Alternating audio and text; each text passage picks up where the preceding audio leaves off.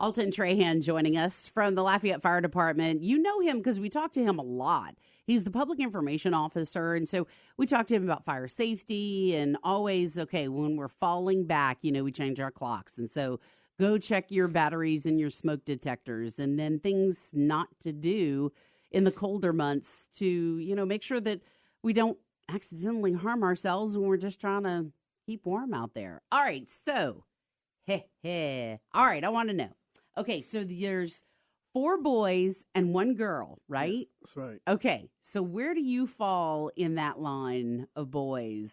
I'm the youngest boy. You're the youngest boy. Yep. So, but then your sister is the youngest child. Correct. Okay, so I have to know. Mm-hmm. How mad were you when she came along? Mad. I was a mad 10-year-old. And I was like, oh, what? And then it was a girl. Yeah, it's like, hey. So I lost all attention. Okay, so for 10 years, Mm-hmm. you were like the last one. You were the caboose, you thought, right? Man, Yep. that happens. And but seriously, did it kind of change the structure of everything with your brothers? And then now you have this little sister. It did, with 4 boys and 1 girl growing up in the house. And she became the queen of the house. It was quick. We couldn't do much with it because my dad was protective of her. Like, leave your sister alone. I was the one that was probably nagging the most as she got older. But no, it was great. It was really great. It did change the dynamics, but it was wonderful. So was it difficult growing up, though, with 3 other brothers? Because, in our family, we started with 4 girls. So it was always 4 girls. And I don't know, every parent I've ever talked to has always told me it is way easier to raise boys than it is girls. But there were still 4 of y'all total. Yeah. We were interested in boys. I tell you, like any other boys in the house. But it was interesting growing up, being the youngest, because my 3 older brothers, I guess, for me, I was kind of shy, Really? not much. I had my brother that's a little older than me, was the rambunctious one. Oh, really? Yeah, he was the one that would get me in trouble, Then the other brothers would protect me. So, but quite interested in football, especially growing out in the country area, because we had property. My dad would put us outside, and it wasn't easy, because he was a stickler for discipline. Oh, wow. Okay. Definitely. Yeah. And because I used to see it as the youngest. Right. Yeah. Watching my oldest brothers get it. Like, I'm not doing what y'all did. See, that's me too. I learned what they did, and I was like, I'm not doing that. Oh, yeah. Oh, I'll tell you something. But it was great. So tell me about country life in that sense. Back then, this is the 78, 79, and then 80s. It was nice. We had it was more outdoors. So when we grew up, where we grew up at, that was a lot of open field. And it was interesting for us because we originally grew up in the country, back in Youngsville area, the Coteau area. Moved to the city of Lafayette for a short time. Then my dad moved us back to the country when he was able to. Okay. Because he knew my boys needed to be in the country. Yeah, right. So, and once we got back, it was like we were home. Yeah. Like, oh, yeah, we got back in the country. We could run and do things, play in the fields, or do everything we had to do. And like this to the gardening, So, okay, that's what I was going to ask you. So did you guys have a lot of chores that you had to do all the time? Absolutely. Inside and outside. Inside and outside chores. So we had the exterior. My dad, made sure that we in charge of the grass cutting. We had to till the garden, deal with the animals. And then on the inside, my mom made sure that beds were fixed, rooms were clean, bathrooms were clean, kitchen, we washed dishes.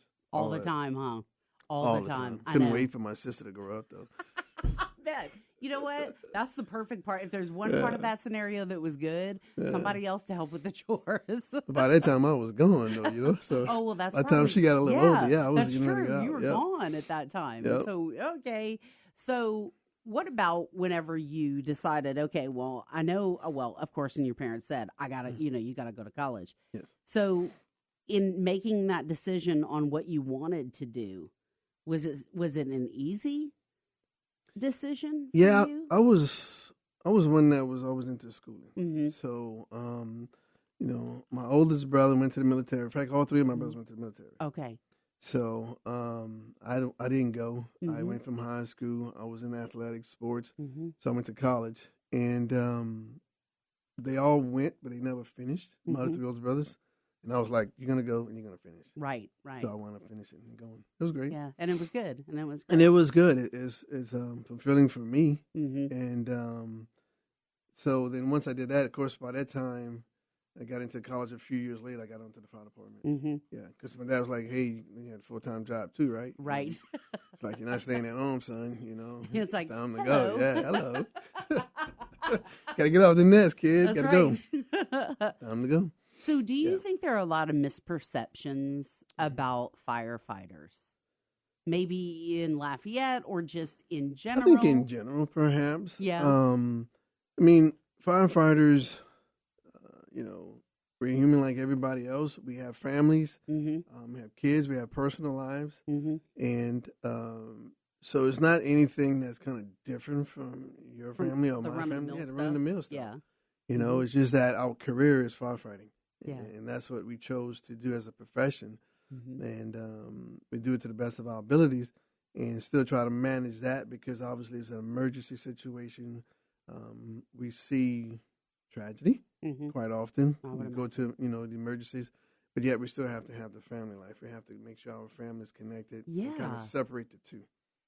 How hard is that?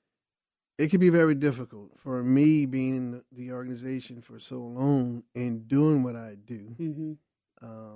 I've probably seen more fires than anybody on the fire department Mm-hmm. because I've been to most fire scenes Mm-hmm. in that 20-some years.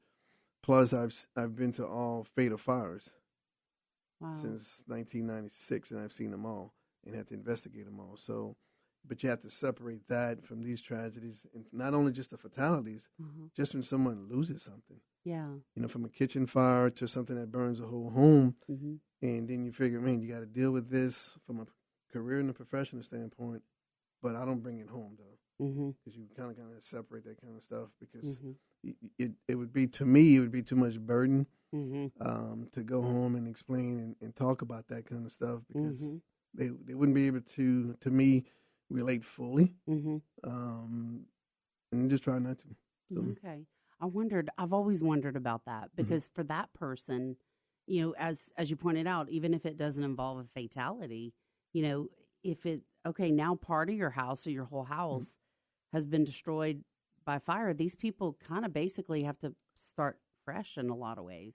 oh, absolutely. Now, what I have done with my kids in particular, if I had a fire somewhere and I would bring them by maybe a week or so later to see the house, so they can understand the dynamics of fire and what Wow. happens. Because they know, okay, this was dad's waking up at 2:00 in the morning, he's coming back at 6:00 in the morning, but what is he really doing? So I do explain to them my job and show them, but not the details of everything. But so they can see the reality of something as cooking Mm-hmm. that can destroy our whole home, Mm-hmm. and they're left with nothing. So I tell them, I say, this was a small fire because all fires start small.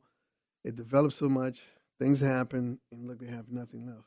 Right. And it's the ones that have no insurance, Mm-hmm. or if they do have insurance, they're still losing everything. But it's getting them to understand that, you're fortunate that you still have a home. You're not out of your home for 6 to 8 months. Mm-hmm. You didn't lose any lives or nothing like that. You still have your material things that children hold on to. But there are people that are always in need. Mm-hmm. And that's my point to them. The people are always in need Yeah. because of fires. Yeah. And I don't know if enough people understand, that there's not a tremendous amount. There is help. I'm not saying that. Oh, yes. There's help. It's just, it's not like you can make a family whole again within a week, who suffered the loss of their home. I tried that. Mm-hmm. And I say we tried that. Went to the fire department back in 2008. I kind of spearheaded a thing with the fire department. It's called Project Fire. Mm-hmm. Trying to get and we had the houses where we Yeah. can put the families up in homes. Thinking that, okay, they had no place to go, particularly those with no insurance. Right. We leave in the middle of the night, 2:00 in the morning, Yeah. and they're standing on the corner. And as an Yeah. investigator, I was the last one on the scene because the firefighters wrap up everything and they go. And I'm last one on the scene, and I got the family with some kids in front of me. And what are we going to do with these people? I mean, we can't just leave them there. Yeah. Red Cross is a huge asset. Mm-hmm. But at the time, they wasn't as active here. This is Right. early on. Right. So then we got the houses from community development that they weren't using. We kind of put the beds in them and everything, so at least we could bring them to the homes for at least 3 to 5 days to kind of help them get situated and get their bearings back, because it's difficult. And doing that, I still realize, even though you put them in a shelter for 3 days, they still don't have anything. Yeah. And you have volunteers and people coming in with food or with clothing, but they still don't have their home. Yeah. Because then they're thinking, okay, I'm only here for 3 days. Where am I going next? Yeah. What happens exactly? What happens next? Wow. God, that's gut-wrenching. Oh, it is. And then so you see this. It's a huge impact with fires that I don't think like you said, most people don't realize it. I mean, they see fire, people lost a lot. But these people are going through a lot when you have a house fire. And see, I think we think about it like a news story. And I think most people do too, even, they're not in this business, because they do. They think exactly that. Okay, somebody lost their house, but somebody else will help and it'll be okay. Right. But it's not always that case and always that easy. And they lean on family members if they can. And of course, you have a lot of nonprofit here, and just the general public will help. Oh yeah, which is phenomenal here. But they still have to take time to get back to normal. Yeah, and I'm sure it's grueling to try to do. It's grueling, Wow, Very. Man, that's an aspect I think people don't think about a lot. Well, Alton Trahan is joining us, Public Information Officer with the Lafayette Fire Department, and we've got more to come with him here on UpClose.